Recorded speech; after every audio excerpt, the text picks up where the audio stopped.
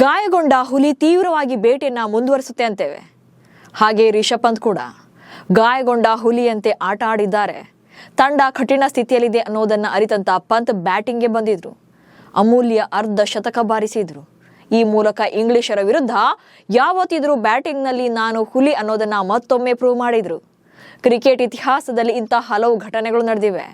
ಅದರಲ್ಲೂ ಭಾರತೀಯ ಆಟಗಾರರೇ ಹೆಚ್ಚಿನ ಸಂಖ್ಯೆಯಲ್ಲಿ ಗಾಯಗೊಂಡರೂ ಕೂಡ ಮೈದಾನದಲ್ಲಿ ಕೆಚ್ಚೆದೆ ತೋರಿಸಿದಂಥ ಇತಿಹಾಸವನ್ನು ಹೊಂದಿದ್ದಾರೆ. ಕ್ರಿಕೆಟ್ನ ಇತಿಹಾಸದಲ್ಲಿ ಗಾಯದ ಜೊತೆಗೆ ಆಡಿದಂಥ ಪ್ರಮುಖ ಘಟನೆಗಳ ಬಗ್ಗೆ ನಿಮಗೆ ಹೇಳ್ತೇನೆ. ಮಿಸ್ ಮಾಡದೆ ಸುದ್ದಿಯಾನವನ್ನ ಸಬ್ಸ್ಕ್ರೈಬ್ ಮಾಡಿಕೊಳ್ಳೋದಕ್ಕೆ ನೀವು ಮರಿಬೇಡಿ. ರಿಷಬ್ ಪಂತ್ ಮ್ಯಾಂಚೆಸ್ಟರ್ನಲ್ಲಿ ಕಾಲಿನ ಬೆರಳು ಫ್ರಾಕ್ಚರ್ ಆದರೂ ಕೂಡ ಬ್ಯಾಟಿಂಗ್ ಮೂಲಕ ಕ್ರಿಕೆಟ್ ಜಗತ್ತನ್ನ ನಿಬ್ಬೆರಗಾಗಿಸಿದ್ದಾರೆ. ತೀವ್ರವಾದಂತಹ ನೋವಿದ್ರೂ ಕೂಡ ಬ್ಯಾಟಿಂಗ್ ಮುಂದುವರಿಸಿ ತಂಡದ ಬೆನ್ನೆಲುಬಾಗಿದ್ದಾರೆ. ಕ್ರಿಕೆಟ್ನ ಇತಿಹಾಸದ ಪುಟಗಳನ್ನ ತಿರುವು ಹಾಕಿದ್ರೆ ಗಾಯಗೊಂಡಿದ್ರೂ ಕೂಡ ಆಟ ಮುಂದುವರಿಸಿದ ಆಟಗಾರರ ಸಾಲಿನಲ್ಲಿ ಮೊದಲು ಸಿಗುವ ಹೆಸರೇ ಕ್ರಿಕೆಟ್ ದೇವರು ಸಚಿನ್ ತೆಂಡೂಲ್ಕರ್. 2 ಪಂದ್ಯಗಳಲ್ಲಿ ತೀವ್ರ ಗಾಯದ ನಡುವೆಯೂ ತಂಡದ ಬ್ಯಾಟಿಂಗ್ಗೆ ಬೆನ್ನೆಲುಬಾಗಿ ನಿಂತಿದ್ದು ಸಚಿನ್ ತೆಂಡೂಲ್ಕರ್. ಅದು ಕೂಡ ಬದ್ಧ ವೈರಿ ಪಾಕಿಸ್ತಾನದ ವಿರುದ್ಧವೇ 2 ಬಾರಿ ಕೂಡ ಗಾಯದ ನಡುವೆ ಆಡಿದ್ರು.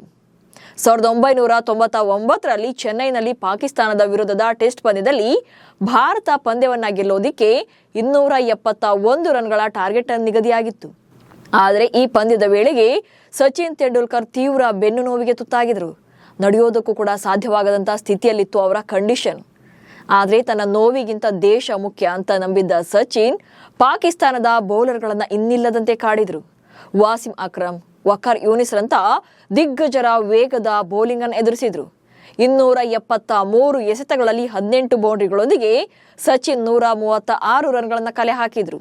ಆದರೆ ಆ ಪಂದ್ಯದಲ್ಲಿ ಭಾರತ 4 ರನ್ಗಳ ಅಂತರದಲ್ಲಿ ಸೋಲನ್ನ ಕಂಡಿತ್ತು.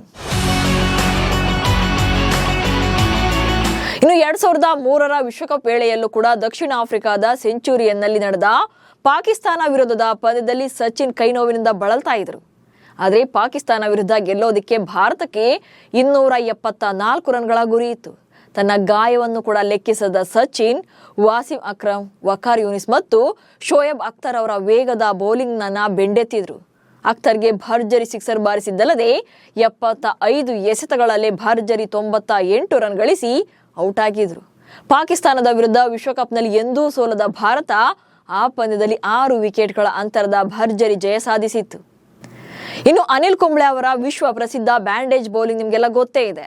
2007ರಲ್ಲಿ ಆಂಟಿಗುವಾದಲ್ಲಿ ವೆಸ್ಟ್ ಇಂಡೀಸ್ ವಿರುದ್ಧ ಬ್ಯಾಟಿಂಗ್ ಮಾಡ್ತಾ ಇದ್ದಂಥ ಟೈಮಲ್ಲಿ ಮಾರ್ವಿನ್ ಡಿಲನ್ ಬೌಲಿಂಗ್ನಲ್ಲಿ ಕುಂಬ್ಳೆ ಅವರ ದವಡೆಯ ಮೂಳೆ ಮುರಿದಿತ್ತು. ಹಾಗಿದ್ರೂ ಕೂಡ 20 ನಿಮಿಷ ಬ್ಯಾಟಿಂಗ್ ಮುಂದುವರಿಸಿದ್ರು. ಅಲ್ಲಿಂದ ನಂತರ ಬೌಲಿಂಗ್ ಹೇಳಿದ ಕುಂಬ್ಳೆ ಬ್ಯಾಂಡೇಜ್ ಕಟ್ಟಿಕೊಂಡೇ 14 ಓವರ್ಗಳನ್ನ ಬೌಲಿಂಗ್ ಮಾಡಿದ್ದು ಅಲ್ಲದೆ ಬ್ರಿಯಾನ್ ಲಾರ್ ಅವರ ವಿಕೆಟ್ ಎಗರಿಸಿದ್ರು. ಇದು ಕ್ರಿಕೆಟ್ ಜಗತ್ತು ಎಂದೂ ಮರೆಯಲು ಸಾಧ್ಯವೇ ಇಲ್ಲದಂತ ಘಟನೆ ಅಂತ ದಾಖಲಾಗಿದೆ. ಇನ್ನು 2019ರ ವಿಶ್ವಕಪ್ನಲ್ಲಿ ಆಸ್ಟ್ರೇಲಿಯಾ ವಿರುದ್ಧ ಶಿಖರ್ ಧವನ್ ಅವರ ಬೆರಳಿನಲ್ಲಿ ಹೇರ್ಲೈನ್ ಕ್ರ್ಯಾಕ್ ಆಗಿತ್ತು. ನೋವಿನ ನಡುವೆಯೂ ಧವನ್ 117 ರನ್ ಗಳಿಸಿ ಭಾರತ ಗೆಲುವಿಗೆ ನೆರವಾಗಿದ್ರು. ಗಾಯದಿಂದಾಗಿ ಧವನ್ ನಂತರ ಟೂರ್ನಮೆಂಟ್ನಿಂದ ಹೊರಗುಳಿಬೇಕಾಯಿತು.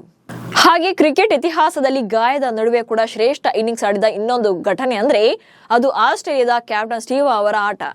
2001ರ ಆಶಸ್ ಸರಣಿಯಲ್ಲಿ ಸ್ಟೀವ್ ಅವರ ಕೈಗೆ ಗಾಯವಾಗಿದ್ರು ಕೂಡ ಐತಿಹಾಸಿಕ ಶತಕ ಬಾರಿಸಿದ್ರು. 157 ರನ್ ಹೊಡೆದ ಆಸೀಸ್ ಗೆಲುವಿನಲ್ಲಿ ಮಹತ್ವದ ಪಾತ್ರ ವಹಿಸಿದ್ರು.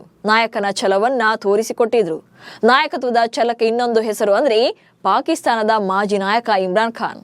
1997ರ ವಿಶ್ವಕಪ್ ವೇಳೆ ಇಮ್ರಾನ್ ದೀರ್ಘಕಾಲೀನ ಗಾಯದಿಂದ ಬಳಲ್ತಾ ಇದ್ರು. ಪ್ರತಿ ಪಂದ್ಯಕ್ಕೂ ಕೂಡ ಅವರು ಪಂದ್ಯಕ್ಕೆ ಹಾಜರಾಗುವ ಮೊದಲು ನೋವು ನಿವಾರಕ ಮಾತ್ರೆಗಳನ್ನ ನುಂಗಿ ಮೈದಾನಕ್ಕಿಳಿತಾ ಇದ್ರು. ವಿಶ್ವಕಪ್ನ ಸೆಮಿಫೈನಲ್ ಮತ್ತು ಫೈನಲ್ನಲ್ಲಿ 44 ಹಾಗೆ 77 ರನ್ಗಳನ್ನ ಬಾರಿಸಿದ್ರು.